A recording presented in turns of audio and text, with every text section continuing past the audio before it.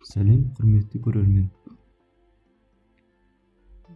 Бүгінгі видеомыз Binance биржасынан трейдинг споттық сауда жасаймыз. Яғни алып сатып айырмашылығынан ақша табатын боламыз. Ол үшін мен Binance биржасына кіремін. Ең алдымен P2P арқылы ақшаны толтырамын. Фильтр арқылы мына жерге қанша теңге керек маған? 10 теңге деп жазылған. Каспи арқылы өзіме керек лимиттерді таңдаймын. Ферритті басып, мына жерде тұр лимит 5000 теңгеден 300.000 теңгеге дейін. $1 480 теңге. Купитті басамын. Мына жерге мен өзім керек ақшамды жазамын.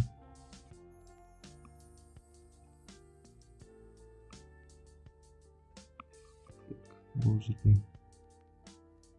условиясын бір оқып қараңыздар.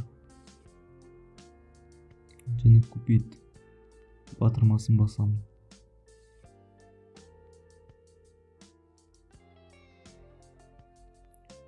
Осы жерге бізге тағы да бір рет шығарды информацияны. 10.000 теңгеге $20 келеді. Оплатить кнопкасын басамын.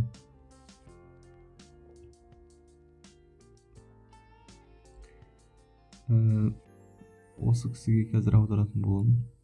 Мынаны көшіріп аламын. 4-3-тің үстін бассақ көшіріледі. Так. Каспиме кіремін.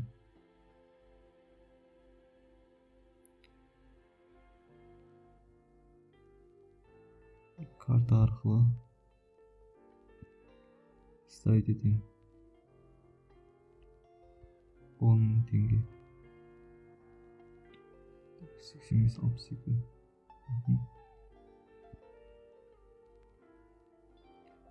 Жібереміз. Енді мен Binance'ға мен жібердім деп оплачено далее деп басамыз.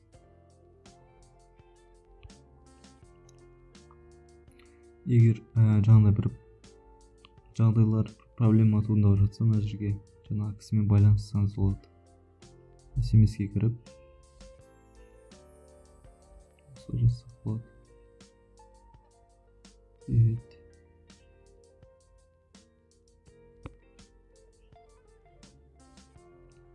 Енді ол кісінің жібергенін күтеміз. Ол кісінің ақшаны жіберді. И готов кнопкасын басамыз. Артқа қарай шығамыз. Тағы да артқа қарай. Мына жерде кошелекке кіреміз. Бұл жерде общий Binance'дағы ақшаны көрсетіп тұр. Біздің P2P'дегі ақшамыз пополнениеге түседі. Осы жерді басамыз. Мына дәл қазір бізде түсіп тұр $20. Енді біз қазір монетаны алып сатуымыз қажет.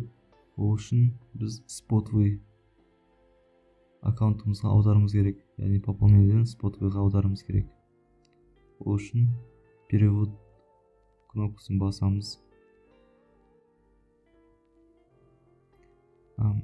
Пополнениеден спотовыйға деп тұр. Немесе керісінше аударсаңыздар болады. Мысалы, маған пополнениеден спотовыйға керек. И BTC'ді таңдап USDT таңдаймыз. Маған максимальный USDT керек, аудару керек. Подтвердить кнопкасын басамыз.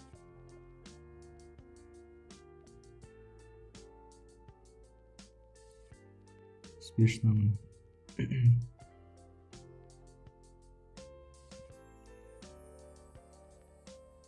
Долларымыз аударылды.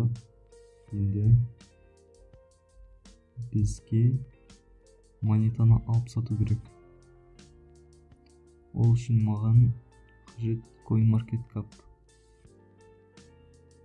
CoinMarketCap деп жазасыздар. И осы сайтқа кіреміз. Бірінші тұрған.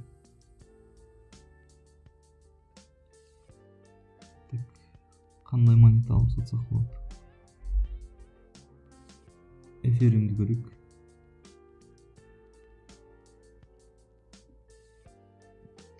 Эфиримге кірдік. Бізге дәл қазір қажеті 1260. Ең төменгісі, ең жоғарысы 1290 екен. Яғни бір күнде 24 сағатта $30 плюс минус болып тұр. Яғни $1000 болса, $1260 болса, 1290-ға сатсаңыз $30 пайда көресіз. Бізде дәл қазір 10 теңге. Мен сіздерге дәл қазір техникалық жағын көрсетемін. 1260 дейді.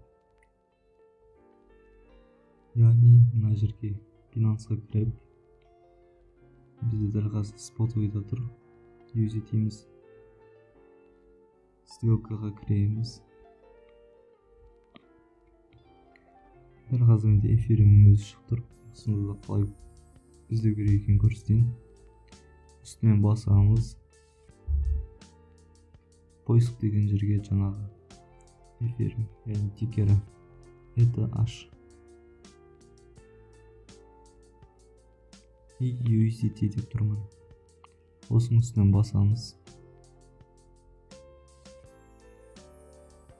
1263. Мен купить деп қойын.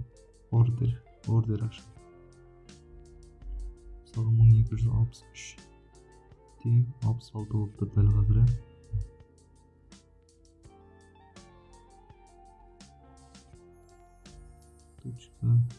.57 дейін. Мына жерге жаңағы өзіміздің суммамызды қоямыз, қаншадан бастап алынатын. Мына жерге жаңағы менің USDT-ні жазамын. Қанша USDT-дің тұрмын? $20. Яғни 20-да 82 деп қоймын. Сол кезде бізге 0.0164 деген эфирим классик келеді. Купить кнопкасын басамыз.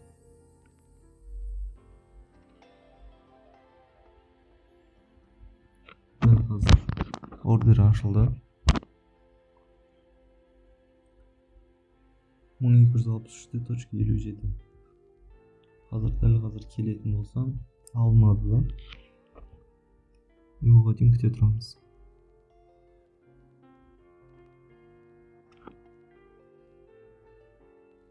Жерде продать дегенді басамыз. Осы жерге жаңағы қаншадан сатқымыз келеді үстіне қосып, сол сумманы жазып, мына жерге 100% эфирим классигіміз сатамыз деп басамыз. И продать деп кнопканы басамыз.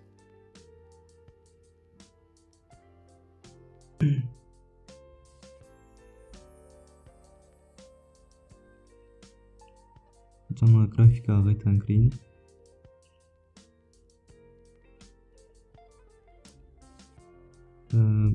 Жаңағы свитчалар деп айтылады мынаны.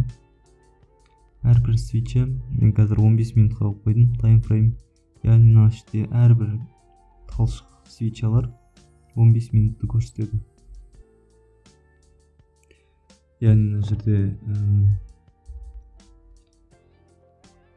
1255-те ең минимум түсіп тұрған несі 1255-те сатып алып 1268-де сатсаңыз болады. Екі ортадағы айырмашылыкты сиз көрөсүз. Калькуляторга салып көрейик. 1255 1255 минус 1268, яғни 1 сағатта 2 сағат деп ала берейік. 2 сағаттың ішінде $13 пайдаға кіреді екенсіз. Таймфреймдарды ауыстыра берсеңіз болады. 1 сағатқа, 1 күнге, одан да жоғарыға. Sonra bir günün time frame.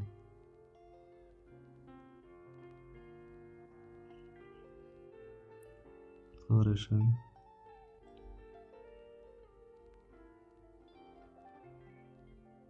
Осы сатылғанша күтеміз. Мен сіздерге айттым, түсіндіргім келгені осы техникалық жағын.